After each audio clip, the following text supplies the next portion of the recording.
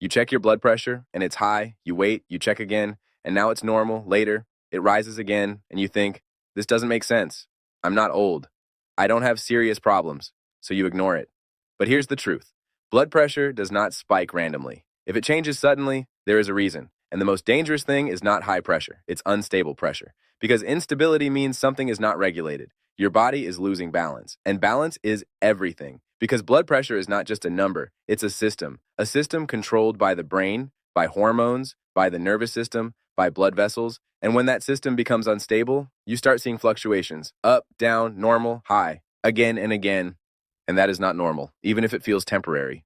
The first and most common cause is not age, it's your nervous system. Your body has two main modes, activation and recovery. But today, most people stay in activation all the time, thinking, reacting, working, scrolling, processing information constantly. And even when you stop, your mind doesn't. This keeps the system stimulated, the heart responds, the vessels tighten, pressure rises, not permanently, but in spikes. Another important point, you may not feel stressed because you are used to it, but your body still reacts. And these reactions affect blood pressure, especially in short bursts. This is why pressure can be normal at one moment and high the next, because the trigger is internal, not external. The second reason is something people don't feel, but it's happening.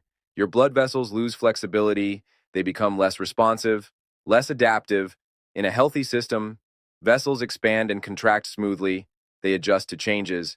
But when flexibility decreases, regulation becomes unstable. Small triggers create bigger reactions. For example, standing up, emotional response, even breathing patterns. All can affect pressure more than they should. And this creates spikes, not constant high pressure, but fluctuations. And this is where many people get confused, because their pressure is not always high. Sometimes it's normal, so they think everything is fine. But instability is the real issue, because stable pressure is controlled pressure. Unstable pressure is a warning.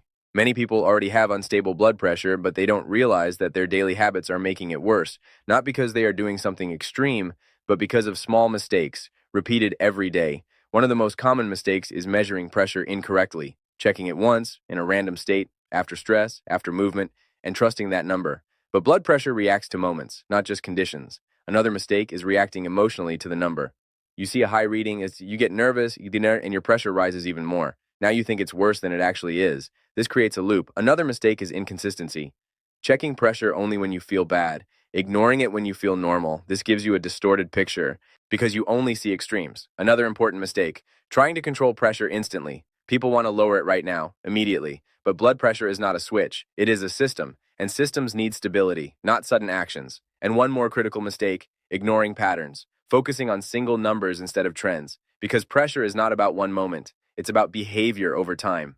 Most people think blood pressure is about the heart, but that's only part of the story. A huge part of regulation comes from hormones.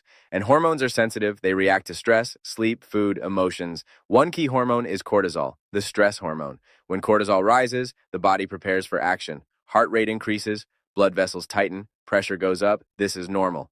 But when cortisol stays elevated, even slightly, pressure becomes unstable. Another important system is adrenaline. Short bursts of stress, sudden reactions.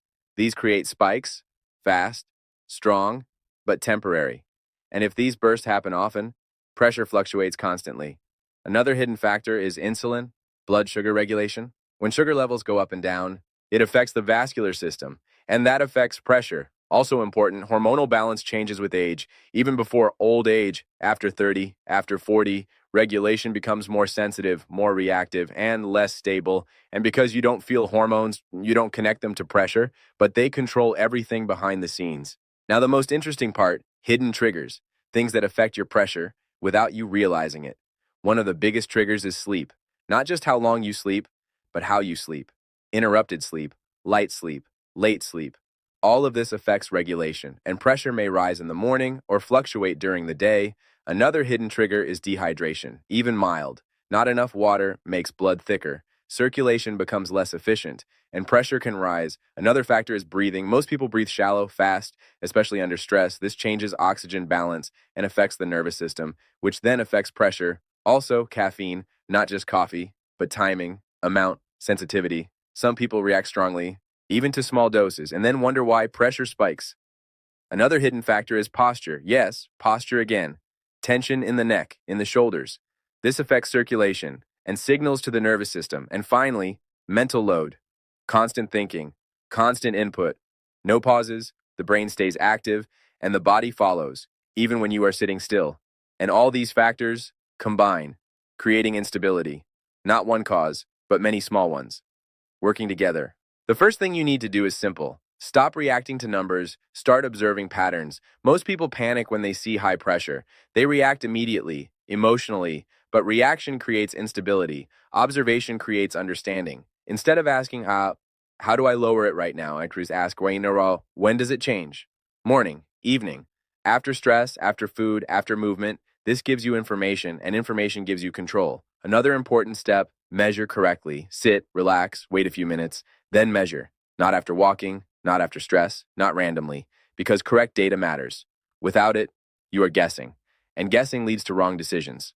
You don't stabilize pressure directly, you stabilize the system behind it, and that changes everything. First, nervous system. You need moments of real calm, not distraction, not scrolling, but actual pauses, slow breathing, quiet moments. This tells the body, you are safe, and safety reduces pressure. Second, rhythm. Regular sleep, regular wake time. The body loves patterns, and patterns create stability. Third, hydration. Simple, but powerful. Water supports circulation, and stable circulation supports pressure. Fourth, movement. Not extreme, not exhausting, but regular.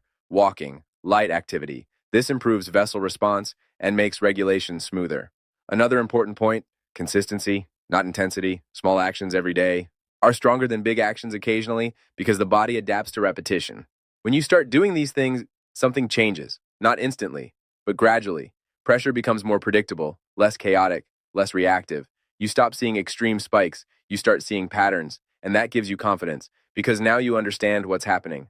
Another important change, you stop fearing the numbers because you see the logic behind them, and fear decreases. And when fear decreases, pressure stabilizes even more because the system is connected. Mind, body, response, everything interacts, and when one part becomes stable, the whole system follows. There is a moment when you realize something important. Your pressure is not random, it never was. It reacts to stress, to thoughts, to patterns, to what you repeat every day. And once you see this, everything changes because now it's not chaos, it's a system, and systems can be understood. And once something is understood, it becomes controllable. Fear is one of the strongest triggers. You see a high number, you panic, your heart reacts, your vessels tighten, and pressure rises even more. Now the number confirms your fear, and the cycle continues. But here's the truth. The number is not the problem. Your reaction is, because pressure responds to state, not just condition. And when you change the state, you change the response.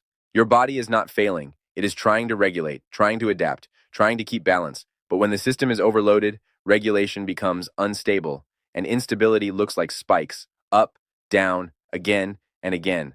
But behind that instability, there is an attempt to stabilize.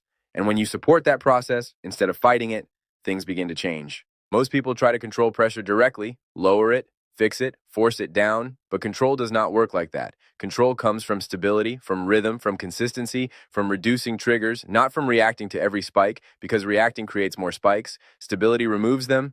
The biggest change is not physical, it's mental. From fear to awareness, from reaction to observation, from chaos to pattern.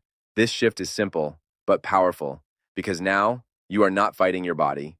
You are understanding it, and understanding creates control. This was never about age, not about being old, not about being at risk. It was about regulation, about balance, about how your body responds to your life. And that means something important. You are not powerless because what creates instability can be changed, and what can be changed can be controlled.